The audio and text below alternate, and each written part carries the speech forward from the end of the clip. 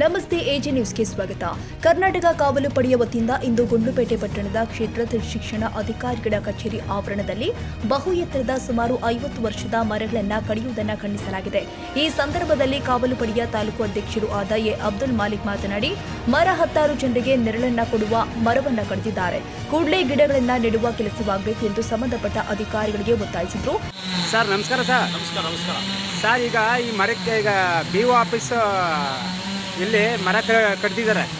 ಈ ಮರಕ್ಕೆ ಸುಮಾರು ಒಂದು 50ರಿಂದ 60 ವರ್ಷದ ಇತಿಹಾಸ ಇದೆ. ಹಲವಾರು ಪ್ರಾಣಿ ಅಂದರೆ ಪಕ್ಷಿ ಸಂಕುಲಕ್ಕೆ ಆಶ್ರಯ ತಾಣ ಆಗಿತ್ತು. ಇದ್ರ ಬಗ್ಗೆ ಏನು ಹೇಳ್ತೀರಿ ಸರ್? ಮರ ಕಡಿತಾ ಇದ್ದಾರೆ ನೋಡಿ. ಈಗ ನಾನು ಸುಮಾರು ಒಂದು 40 ವರ್ಷದ ಮರ ನೋಡ್ತಾ ಇದ್ದೀನಿ. ಸುಮಾರು ನೀವು ಹೇಳಿದಾಗೆ ಇದು ಸುಮಾರು 50-60 ವರ್ಷ ಇತಿಹಾಸ ಇರ್ತಕ್ಕಂಥ ಒಂದು ಮರ, ಒಳ್ಳೆ ಮರಗಳು.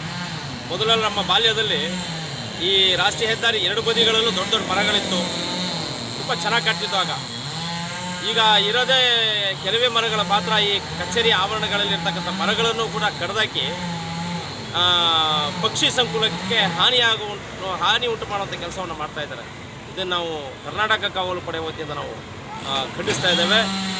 ಈಗ ಹೋದ ತಿಂಗಳು ತಾನೇ ನಿಸರ್ಗದ ನೆರಳಿನಲ್ಲಿ ಅಂದ್ಬಿಟ್ಟು ನಾವು ಸಂಕ್ರಾಂತಿ ಕವಿಗೋಷ್ಠಿ ಕೂಡ ಆ ಮರದಡಿಯಲ್ಲಿ ಮಾಡಿದ್ವು. ತುಂಬ ನೆರಳಿತ್ತು. ಈಗ ನೋಡಿ ಬರೀ ಒಂದೇ ತಿಂಗಳಲ್ಲಿ ಆ ಮರನ ಕಡಿತಾ ಇದ್ದಾರೆ. ಇದು ಖಂಡನೀಯ. ಈ ಕಚೇರಿ ಆವರಣಗಳಿರ್ತಕ್ಕಂಥ ಮರಗಳನ್ನು ಕಡಿಬಾರ್ದು ಅಂತ ನಾವು ಒತ್ತಾಯಿಸ್ತಾ ಇದ್ದೇವೆ.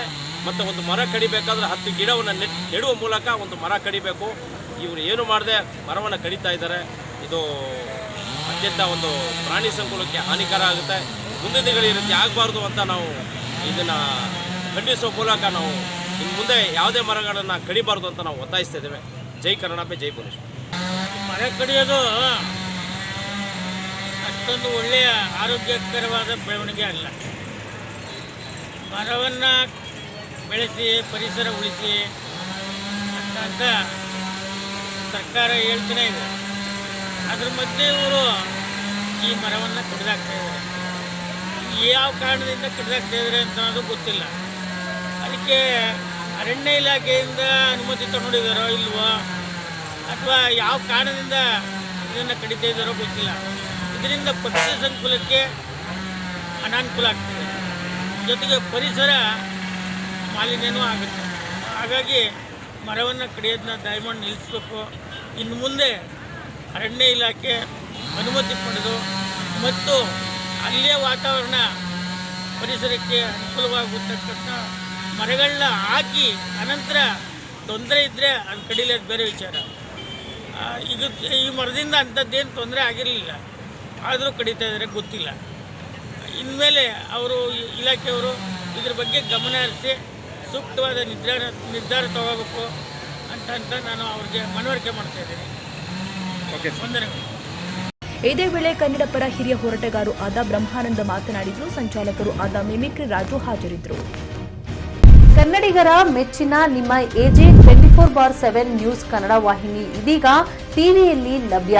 ವೇಳೆ ನೋಟಿಸ್ ಕೊಟ್ಟಿದ್ರೆ ವಾಪಸ್ ತಗೋತೀವಿ. ಇವತ್ತು ವಕ್ಫ್ ಪ್ರಾಪರ್ಟಿ ಅಂತೇಳಿ ಬರ್ತದೆ ಅಂತ ಹೇಳಿದ್ರೆ ರೈತರು ಬೀದಿಗೆ ಬಂದ್ರೆ ಏನ್ ಮಾಡ್ಬೇಕಾಗತ್ತೆ? ಯಾರು ವೋಟ್ ಹಾಕಿಲ್ಲ ಅಂದ್ರೆ ಗ್ಯಾರಂಟಿನೆಲ್ಲ ಸ್ಟಾಪ್ ಮಾಡ್ಬಿಡ್ತೀವಿ.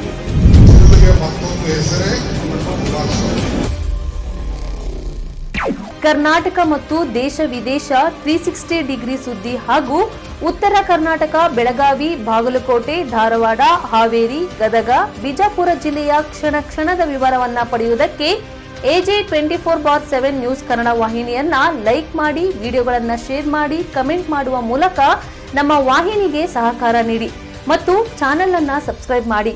ಧನ್ಯವಾದಗಳು.